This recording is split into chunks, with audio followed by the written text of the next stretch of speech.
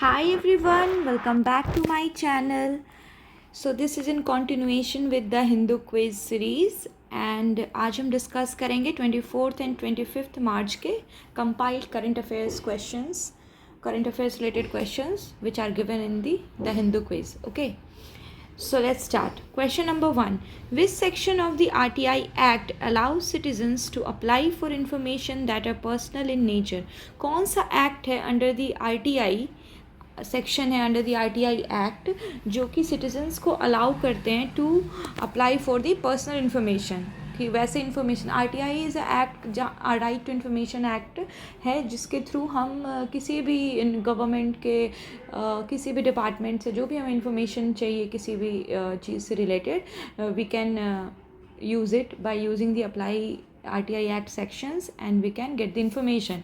ठीक है, but personal कुछ इन्फॉर्मेशन जो होते हैं regarding security, regarding the integrity, regarding the what we can say जो भी स्ट्रैटेजिक एंड डिफेंस इंफॉर्मेशन होता है वो सारे इंफॉर्मेशन डिस्क्लोज नहीं किए जाते हैं टू दी पीपल क्योंकि ड्यू टू सिक्योरिटी रीजंस. ठीक है, बट बाकी सारे इंफॉर्मेशन जो है वो हम इजीली एक्सेसिबल जो है हमारे लिए ईज़िली हम कर सकते हैं, एक्सेस कर सकते हैं उसका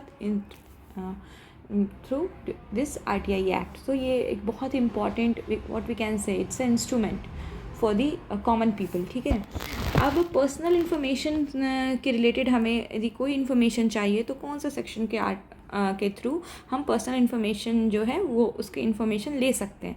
सो it's correct answer is section 8 clause 1J. ठीक है, सेक्शन 8 के अंदर हम जो है पर्सनल इन्फॉर्मेशन भी जो कि पर्सनल इन नेचर है उसके लिए भी हम अप्लाई कर सकते हैं. सो अब इसके बारे में थोड़ा सा देख लेते हैं. RTI एक्ट क्या था? ये आया है 15th जून 2005 में and it allows Indian citizen to access the information held by public authority. जो भी पब्लिक अथॉरिटीज़ है, गवर्नमेंट है, उसके द्वारा जो भी इंफॉर्मेशन उन्होंने होल्ड किया हुआ है जो हमें ऐसे ऑफिशियली जो डिस्क्लोज नहीं हो पाता या नहीं पता चल पाता है, we can get access through the RTI act. And then public authority under the act कौन कौन सी है? अथॉरिटी जो भी कॉन्स्टिट्यूशन के अंदर है, कॉन्स्टिट्यूशनल अथॉरिटी सारी आएंगी इसके अंदर. देन स्टैचुटरी बॉडीज़ आ जाएंगी. देन इंस्टीट्यूशंस जो कि own control and substantially financed by the government है, वो भी इंस्टीट्यूशंस इसके अंदर कवर्ड हैं. Then information pertaining to private body, जो भी इंफॉर्मेशन है with respect to the private bodies, वो भी जो मतलब जो भी प्राइवेट बॉडीज़ है जो गवर्नमेंट को अपना रिपोर्ट सबमिट करती है उस रिगार्डिंग भी इंफॉर्मेशन वी कैन गेट. ठीक है, राइट टू इन्फॉर्मेशन है right to citizens of India to seek information from public authority, और इसमें जो है पब्लिक अथॉरिटी हमें डिस्क्लोज करती है इन्फॉर्मेशन और ये ऑब्लिगेशंस हैं उनके ऊपर. टाइमली रिस्पॉन्स होना चाहिए विद इन 30 days. ठीक है, आपको जो इन्फॉर्मेशन है जो आपने अप्लाई किया है through this act to any authority, आपको वो विद इन 30 days वो मिल जाना चाहिए, उसका रिस्पॉन्स आना चाहिए. To security related matters, trade secrets and personal information and cabinet proceedings, ये एग्जाम्पशंस हैं कि security then trade secrets, personal information या कैबिनेट प्रोसीडिंग्स जो है वो नहीं वो एक्सेसिबल नहीं है थ्रू दिस एक्ट. ठीक है, उसके बाद right to appeal for both the applicant and PIU, मतलब ये जो है ये इन्फॉर्मेशन ऑफिसर्स और जो एप्लीकेंट्स है वो दोनों के पास है right to appeal. Appellate authority क्या है? एपलेट अथॉरिटी जो है वो यदि जो भी एप्लीकेंट इफ इंफॉर्मेशन से सेटिस्फाइड नहीं है कि ये करेक्ट इन्फॉर्मेशन है या हमसे कुछ इन्फॉर्मेशन छुपाया गया है इन सब से related, they can appeal to the appellate authority. ठीक है, एंड विसल ब्लोअर प्रोटेक्शन के लिए यहाँ पर to safeguard those who expose the corruption. मान लो करप्शन को एक्सपोज करने के लिए कोई इन्फॉर्मेशन चाहिए, ऐसा वाइटल क्रिटिकल इन्फॉर्मेशन जो which is not easily we can get in the public domain, जो हमें नहीं मिल पाता है, then we can access it through this act. और इसमें विशल ब्लोअर का ये लोग काम करते हैं. करप्शंस हो गया, देन मनी लॉन्ड्रिंग हो गई, बहुत चीज़ें हैं, कुछ इरेगुलरिटीज़ हैं इन दी एडमिनिस्ट्रेशन उससे रिलेटेड, सो उनके प्रोटेक्शन का भी ये ध्यान रखते हैं. अपीलेट अथॉरिटी तो मैंने बता दिया कि आप अपील कर सकते हो. Then constitution of the information commissioner जो है ये भी अपॉइंट किए जाते हैं through information commissions in the state as well as at the central level. ठीक है, so original text of section 8 of RTI act जो अलाउ करता है citizens to apply for the public authorities for information that is personal is nature as long as there is public interest. वही information personal information आपसे share की जाएगी as long as it is in the public interest. ये नहीं कि हम किसी के बारे में कुछ भी नो, इस इंफॉर्मेशन को देने से पहले ये देखा जाएगा कि whether it serves public interest और not at a large level, तभी पर्सनल इंफॉर्मेशन का डिस्क्लोजर होता है। So this is about the RTI. Then next question, who is the Delhi finance minister? As we all know कि दिल्ली में due to the change in the government अब दूसरी government आ गई है, इट्स बीजेपी आपको रिप्लेस करके। सो हर सारा जो पोर्टफोलियो है मिनिस्टर्स का सब कुछ चेंज हो रहा है, ठीक है। सो यहाँ पूछ रहा है कि who is the Delhi finance minister. So we all know कि रेखा गुप्ता जो है वो हमारी कौन है, ये रेखा गुप्ता, सी इज़ द दिल्ली सीएम, ठीक है। ये दिल्ली की सीएम है, जो ये दिल्ली की सीएम है हमारी। एंड ये जो है ये सेम इन्होंने ही पोस्ट होल्ड किया है फिनेंस मिनिस्टर का भी। तो she is the chief minister as well as the finance minister of Delhi. और ये ऐसे हैं, दिल्ली की 4th सीएम है, ये 4th फीमेल सीएम, ठीक है, 4th विमेन सीएम है। एंड फर्स्ट है बाय द बीजेपी गवर्नमेंट, ठीक है। सो ये याद रखना है आपको। Budget session of Delhi assembly जो है वो अभी स्टार्ट हो चुका है 24 मार्च से with the budget presentation by the chief minister. अभी बजट असेंबली में बजट प्रेजेंटेशन है इन दिल्ली असेंबली एंड उसको प्रेजेंट किया गया है by the Delhi chief minister only, वो also holds the finance portfolio, जिन्होंने फिनेंस पोर्टफोलियो भी जिनके पास है, means he is the finance minister also. Next question, what medal did para high jumper Praveen Kumar win at 2024 Paris Olympic. Paris Olympic में para high jumper Praveen Kumar जो हैं उन्होंने कौन सा मेडल जीता है। So the correct answer is gold medal. Para high jumper जो है Praveen Kumar, he has won the gold medal in Paris Olympics. So यहाँ पिक्चर है इनके, प्रवीण कुमार एथलेटिक्स के अंदर मेन हाई जंप T64। ये कभी कभी किसी एग्ज़ाम में ना ये सब पूछता है कि कौन से मतलब एथलेटिक्स में कौन से गेम से रिलेटेड हैं नाम के अलावा, then which medal he won, ये सब, ठीक है। 2024 में is ability and resilience shown Praveen Kumar clear 2.08 metre, ये भी ध्यान रखना है। 2.08 मीटर का हाइट उन्होंने थ्रू हाई जंप जो है वो करके and then he bagged a gold medal at Paris Paralympics T64 class के अंदर, ठीक है। Next question, who is the current chief justice of Delhi high court.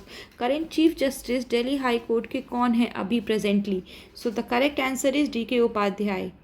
अभी ड्यू टू द रीसेंट जो विथ रिस्पेक्ट टू जुडिशरी अभी बहुत news में आ रहा है यशवंत वर्मा से related, that's why the whole judiciary is in the question कि कुछ नोट बर्निंग एंड उनसे रिलेटेड कुछ इश्यूज़ हुए हैं, दैट्स वाई, इसीलिए ये इसी कॉन्टेक्स्ट में ये क्वेश्चन आया कि अभी Delhi chief justice of Delhi high court कौन है, DK उपाध्याय। एंड जो जज थे हाई कोर्ट जज जो अभी फंसे हैं वो भी दिल्ली हाई कोर्ट में ही प्रैक्टिस कर रहे थे, but he was the original from Allahabad high court. So ये सब अभी चल रहा है न्यूज़ में। Delhi high court chief justice DK Upadhyay जो है he has agreed with the supreme court collegium. हाँ, एक बात और कि कोलेजियम प्रपोजल को हटा करके NJK जो नेशनल जुडिशियल अपॉइंटमेंट कमीशन जो आया था इन 2015 उसको फिर से लाने की बात की जा रही है। एंड कोलेजियम को हटाने की बात इसलिए की जा रही है कि जुडिशरी को, ताकि अकाउंटेबिलिटी होल्ड कर पाए जुडिशरी, और जो केस हुआ है रिसेंटली वही जज से रिलेटेड, सो उसके कारण जुडिशरी पे क्वेश्चन मार्क उठ गया। So he has agreed with the supreme court collegium proposal to transfer the justice Verma. अब जस्टिस वर्मा जो अभी नोट उनके घर पे बहुत सारे नोट मिले हैं, बर्न्ड नोट्स, तो उसके कारण क्या हुआ कि उनका ट्रांसफ़र कर दिया गया फ्रॉम दिल्ली हाई कोर्ट, जो अभी वो करेंटली दिल्ली हाई कोर्ट में थे, वहाँ से उनका वापस से ट्रांसफ़र कर दिया गया इलाहाबाद हाई कोर्ट में। So he agreed with this proposal of supreme court collegium, और ये डिसाइड हुआ है थ्रू सुप्रीम कोर्ट कोलेजियम ही, एंड इसके कारण भी प्रोटेस्ट हो रहा है because he is the guilty. So saying the move would be in the interest of better administration of the justice. So इस चीज़ पे अभी कमेटी बनी है एंड इंक्वायरी भी चल रही है। सो इसी बैकग्राउंड के जो न्यूज़ है उससे रिगार्डिंग ये क्वेश्चन था। DK Upadhyay is the current chief justice of Delhi high court, remember it, ठीक है। संजीव खन्ना कौन है, the second option is Sanjiv Khanna. Who is he is the CJI, ठीक है। यशवंत वर्मा ये वही हैं हाई कोर्ट जज जो अभी फंसे हैं इन दी इशू, ठीक है। Next question, who is the India's chief just defence of staff, ठीक है। इंडिया के चीफ डिफेंस ऑफ स्टाफ कौन है? CDS। So it's correct answer is Anil Chauhan. Anil Chauhan is the India's chief defence staff. General Anil Chauhan 4 star general of Indian army, इनके पास 4 star है। And the current and second chief of defence staff हैं ये Indian arm force के। Since 30 सितंबर 2022 से ये हैं, करेंटली यही है। And at the same time, India-China rivalry is structural and abiding. Just days after Mr. Modi's podcast appearance, India's CDS General Anil Chauhan met with senior commanders from India Quad partners, Australia, Japan, US. अभी quad partners के साथ हमारी meeting हुई है India की with Australia, Japan and US। And जो अनिल चौहान है, he was leading the meeting from India, so he was representative from India. तो उस रिलेटेड ही ये क्वेश्चन आया है कि who is the chief of defence staff, ठीक है। Next question, according to the United Nation environment programme UNEP के according food waste index report जो अभी रिसेंटली पब्लिश हुआ है, ठीक है, ये which of the following is the highest food wasting nation, कौन है highest food wasting nation according to UNEP food waste index report 2024? So the correct answer is China. China is ranked first in the wasting food nation, ठीक है, and which is followed by the India. India भी पीछे नहीं है, India is just second to China only. And बहुत food wastage होता है। In fact report में ये भी आया हुआ है कि इंडिया में जो है 50% से ज़्यादा वेस्टेज जो है वो हाउस होल्ड वेस्टेज है। देन फिर आपका प्रोसेसिंग इंडस्ट्रीज़ में जो वेस्ट होता है वो, बट 50% से ऊपर जो है वो हाउस होल्ड में ही फूड वेस्ट हो जाता है। So it's not good and not sustainable also. So ये है फूड वेस्ट के सोर्सेज। कमर्शियली कहाँ वेस्ट हो रहा है? Supermarket, food wholesale, hotel, restaurants, institutional में, hospital, nursing home, military installation, office building, college, schools. Agriculture waste में तो आपके वहाँ एग्रीकल्चर फील्ड्स पे। Then residential, household accounts for the more than 50% of food wastage in India, ठीक है, ये याद रखना है। इंडस्ट्रीज़ में मीट, पोल्ट्री इंडस्ट्रीज़ है, हाउस होल्ड के बाद सेकेंड रैंक इंडस्ट्री का है according to the food waste index report 2024। And ये याद रखना है ये UNEP निकालता है, नॉट FAO और एनीथिंग, ठीक है। FAO और नहीं, UNEP निकालता है, maybe with the collaboration of FAO, but directly FAO इसे नहीं निकालता। So this is it. India's position is the second only to China, India पीछे नहीं है। Next question, which of the following is a state subject under the 7th schedule of constitution? 7th schedule of constitution के accordingly अंदर state subject कौन सा है? Which of the following, जैसे बहुत सारे जो सब्जेक्ट्स हैं ना वो डिवाइडेड है in states list, in union list, in concurrent list. State list में जो भी सब्जेक्ट्स इंक्लूडेड हैं, they are the laws are made with respect to that subject by the state government only. उसमें centre का interference बहुत ही कम ना के बराबर होता है। In the union subject centre के पास ही ओरिजिनल राइट है उसके रिलेटेड लॉ लाने का, ठीक है। एंड द कंकरेंट में दोनों बना सकते हैं, स्टेट भी बना सकता है उस रिस्पेक्ट में एंड सेंटर भी, but state centre law prevails जब दोनों में कॉन्ट्राडिक्शन होगा तो। सो दीज आर दी ये सब चीज़ें हैं जो these are the things under the 7th schedule of the constitution. अब यहाँ बात हो रही है which of the following is a state subject. इन चारों में स्टेट सब्जेक्ट के अंदर कौन आता है? So the correct answer is urban development. Urban development falls under the state subject in 7th schedule of the constitution. Bankruptcy, forest and criminal procedure, ये तीनों जो है कॉन्करेंट में है, ठीक है। अब अर्बन डेवलपमेंट में बहुत सारी चीज़ें, एनर्जी से related, energy efficiency, infrastructure, waste management, public health, food waste, urban farming, irrigation, water management, urban parks, green roofs, green building, ये सबसे रिलेटेड है अर्बन प्लानिंग में। Urban development is a state subject while the central government can nudge and guide substantially, state and local governments play a significant role. State subject में mainly state government ही important role play करता है with respect to it's act management. Central जो है वो guidance provide कर सकती है indirectly, but directly the state and local government has a role to play, ठीक है। अब जो 12 शेड्यूल्स हैं ना इंडियन कॉन्स्टिट्यूशन के, there are 12 schedules in the Indian constitution, आप उसको याद कर सकते हो through district years of old PM। ये देखो सारे जो भी लेटर्स हैं TEARSOFOLDPM, ये सारे लेटर्स जो है ये दिमाग करते हैं ईच शेड्यूल, फर्स्ट से लेकर के लास्ट तक, ठीक है।